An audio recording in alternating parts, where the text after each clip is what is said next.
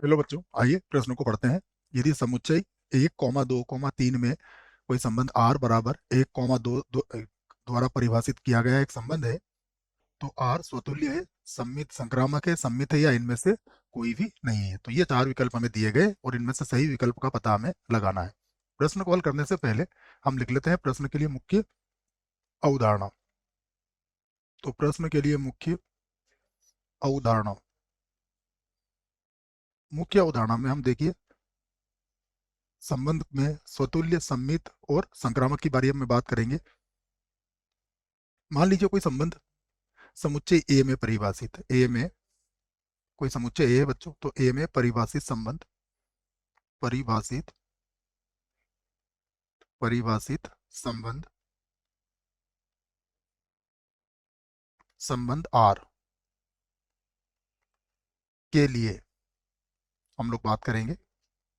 ठीक है, कोई समुच्चय ए मान लीजिए दिया गया समुच्चय ए है जिसमें कोई संबंध आर क्या है, परिभाषित है, उसके लिए हम बात करेंगे। सबसे पहली बात करेंगे कि यह स्वतुल्य कब होता है। तो स्वतुल्य, स्वतुल्य के लिए आपको क्या देखना है कि यदि यदि ए किसका अवयव है बच्चों, समुच्चय ए का अवयव है। ठीक है, ए जो है समुच्चय ए का अवयव है के लिए ए कॉमा ए, ये बी लिख दिया है गलती से, इसको भी ए लिख देता हूं मैं। और ये किसका अवयव है बच्चों, आर का अवयव हो।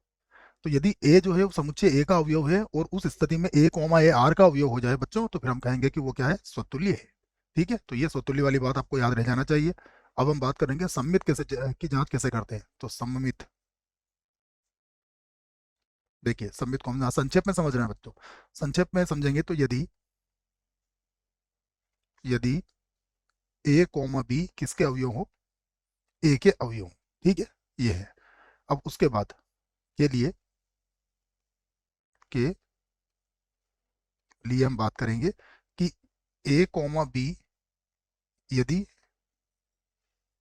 आर का अवयव है, तब तब क्या होना चाहिए, तब बी कॉमा ए भी किसका अवयव होना चाहिए, आर का अवयव होना चाहिए। तो ऐसी स्थिति में हम कहते हैं कि हमारा संबंध क्या होगा, सम्मित होगा। ए कॉमा बी अगर आर का अवयव है तो बी कॉमा ए भी आर का अवयव होना अनिवार्य होगा इसके लिए।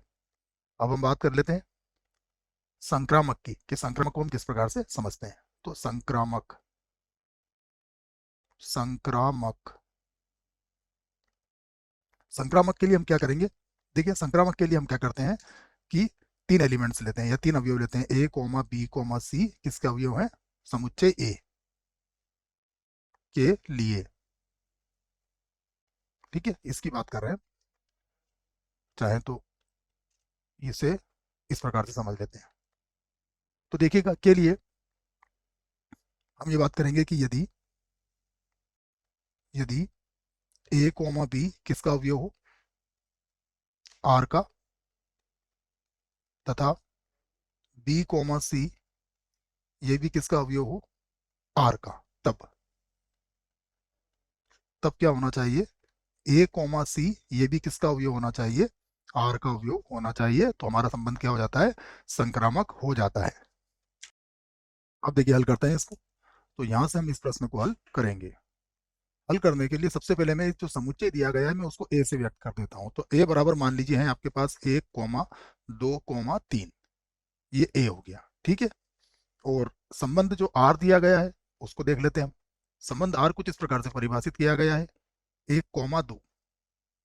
ठीक है, लिख देते हैं समुच्चय पर संबंध, पर संबंध। ठीक है, ये पूरा लिख दिया है मैंने। इस समुच्चय पर जो संबंध आर है वो यहाँ पर लिख दिया गया है। सबसे पहले जांच करेंगे इसकी स्वतुल्यता की जांच। तो मैं लिख देता हूं स्वतुल्यता की जांच, स्वतुल्यता, स्वतुल्यता की जांच। देखिए जब स्वतुल्यता की जांच करेंगे तो हमें क्या चाहिए, हमें चाहिए कि 1,1 किसका अवयव हो, आर का। ठीक है, इसको ठीक कर देता हूं बच्चों में एक बार यहाँ पर। ये कोष्टक नहीं लगाया था हमने, इसको एक बार और लिख लेते हैं अच्छे से। ये लीजिए, देखिए यहाँ तो इस प्रकार से ये परिभाषित किया गया है। अब जैसा मैंने आपको कहा कि 1,1 किसका अवयव होना चाहिए, 1,1 हमें हमारा अवयव होना चाहिए किसका, आर का। तो क्या 1,1 आर का अवयव है, देखिए तो हम कहेंगे नहीं है। उसके बाद क्या 2,2 आर का अवयव है, तो 2,2 भी आर का अवयव नहीं है। क्या 3,3 आर का अवयव है, तो 3,3 ये भी आर का अवयव नहीं है। इसका अर्थ क्या हुआ, इसलिए इसलिए इसलिए आर क्या है, इसलिए आर स्वतुल्य नहीं है, इसलिए आर स्वतुल्य स्वतुल्य नहीं है, नहीं है। ठीक है, अब जांच करेंगे हम सममितता की जांच। सममितता सममितता की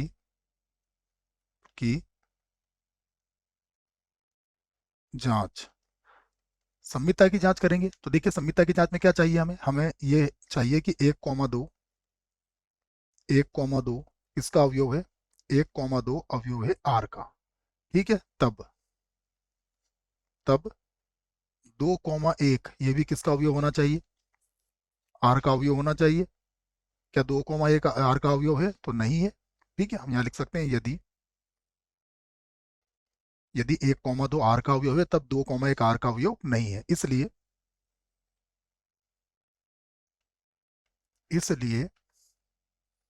आर क्या है, सममित नहीं है, इसलिए आर सममित सममित नहीं है, इसलिए आर सममित नहीं है। अब हम जांच करते हैं इसकी संक्रामकता की, तो मैं लिख लेता हूं संक्रामकता की जांच। संक्रामकता संक्रामकता की जांच। देखिए संक्रामकता की जांच करेंगे तो हमें क्या चाहिए कि 1,2 किसका अवयव है, आर का। ठीक है, और अब देखो बच्चों, एक का संबंध जो दो से है वो दो का संबंध आगे परिभाषित नहीं है। ठीक है, तो हम ये कह सकते हैं कि दो का संबंध आगे परिभाषित नहीं है। इसका अर्थ ये हुआ कि हम ये नहीं कह सकते हैं कि ए का संबंध सी से होगा या नहीं होगा। इस बात को समझिएगा, यहाँ पर देखो इस प्रकार से समझो। देखो यहाँ पर कहा गया है कि ए कॉमा बी आर का अवयव है तथा बी कॉमा सी आर का अवयव होना चाहिए। यदि हम बी कॉमा सी को ही नहीं परिभाषित कर पाएंगे तो फिर हमें कहना पड़ेगा कि आर क्या है, हमारा संक्रामक है। ठीक है, तो बी कॉमा सी अनिवार्य रूप से होना चाहिए। अगर नहीं होता है तो फिर हमें क्या कहना है कि हमारा संबंध आर क्या होगा, संक्रामक होगा। तो ये बात समझ में आ गई होगी आपको। तो यहाँ पर देखिए चूंकि इसमें एक ही अवयव था बच्चों, केवल 1,2 था। अब दो का संबंध किससे होगा ये हमें इस बारे में पता नहीं है, तो फिर हम एक का संबंध किससे होगा ये भी पता नहीं कर पाएंगे। इसलिए हम क्या कहेंगे कि यहाँ 1,2 बिलोंग्स टू आर है, इसलिए इसलिए आर क्या है, संक्रामक है। आर संक्रामक संक्रामक है। ठीक है, बच्चों ये स्पष्ट रूप से आप समझ जाइए कि दो का संबंध आगे हम किसी अवयव से इसको परिभाषित नहीं कर सकते हैं। ऐसी स्थिति जब बनती है तो फिर हम क्या कहते हैं कि हमारा संबंध क्या है, संक्रामक है, क्योंकि आगे जांच ही नहीं कर पा रहे हैं हम, तो फिर वो संक्रामक ही कहलाएगा। अब चलते हैं विकल्प की तरफ, कौन सा विकल्प हमारा सही है। तो देखिए स्वतुल्य नहीं है तो ये गलत हो गया, संक्रामक नहीं है परंतु हमारा तो संक्रामक आया है बच्चों। ठीक है, तो इसका मतलब ये हुआ कि बी वाले में लिखा गया है संक्रामक है, अर्थात ये विकल्प क्या होगा, इस प्रश्न के लिए सही विकल्प है। सम्मित भी हमने जांच की है, सम्मित भी नहीं है और इनमें से कोई भी नहीं है, तो ये तीनों गलत हो जाएंगे। बी वाला विकल्प हमारा सही हो जाएगा। आशा करता हूं बच्चों प्रश्न का उत्तर अच्छे से समझ में आया होगा। धन्यवाद।